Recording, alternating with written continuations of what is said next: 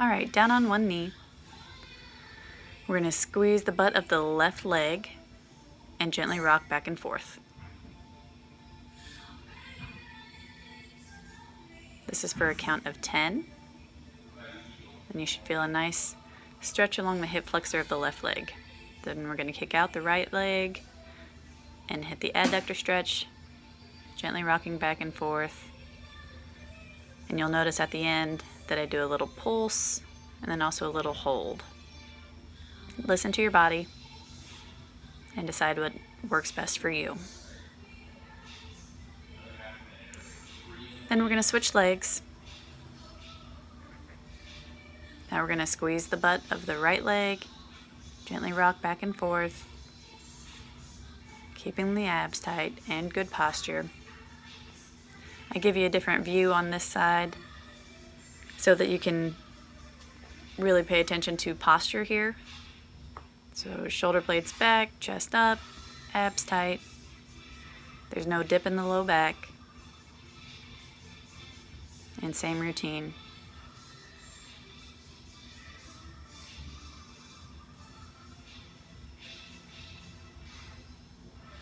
All right, after the pulses and the little hold, we're going to move on to all fours and get ready for cat-cow.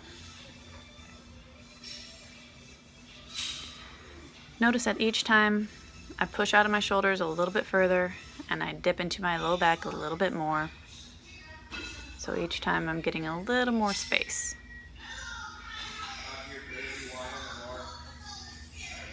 You can drop your head and raise it as you feel like you need the stretch in your neck. And hold a position anytime that you want to, just not for too long. The point is not to be static. Take it back into child's pose, stretch everything out. Then we're going to move on to one leg again. Opening up, getting some thoracic mobility here. And you'll notice at the end that I take my hand to my head and I focus on pulling my elbow back to get a further stretch. Close it out and then switch sides. You'll notice too that I do more repetitions on this side. That's because the other side was more stable and this side just felt like it needed more of a stretch. So balance is always important, but if you need a few more repetitions on one side than the other, that's totally fine. Again, we're just stretching and working on our mobility here.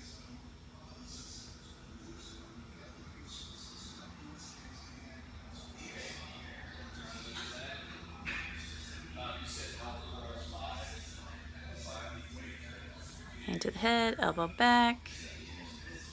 Provide space in your body. Close it out. And back into child's pose.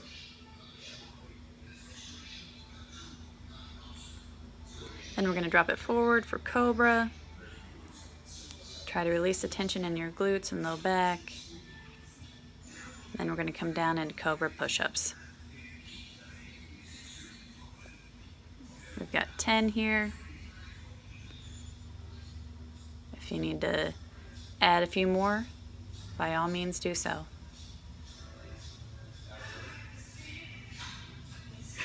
Again, release any tension in the glutes and low back.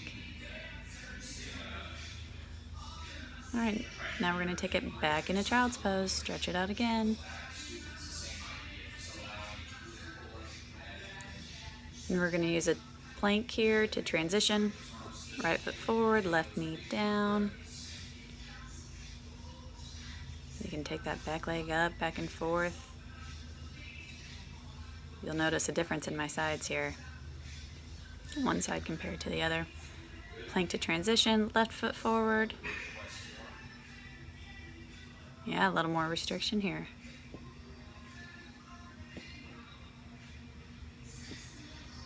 Just pay attention to your body and what you need and your abilities.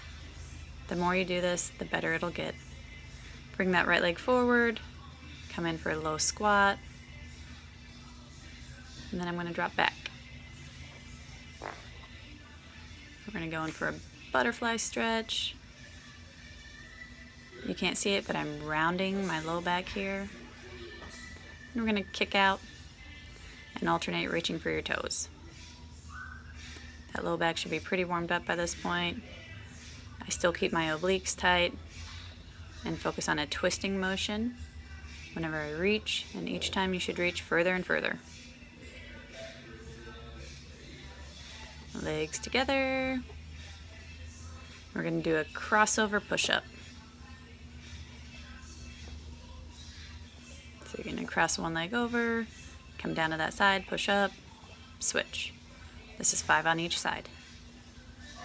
Or 6 or 7, whatever you need. If it feels good, keep it going. If you don't have the time, stop at 10 total.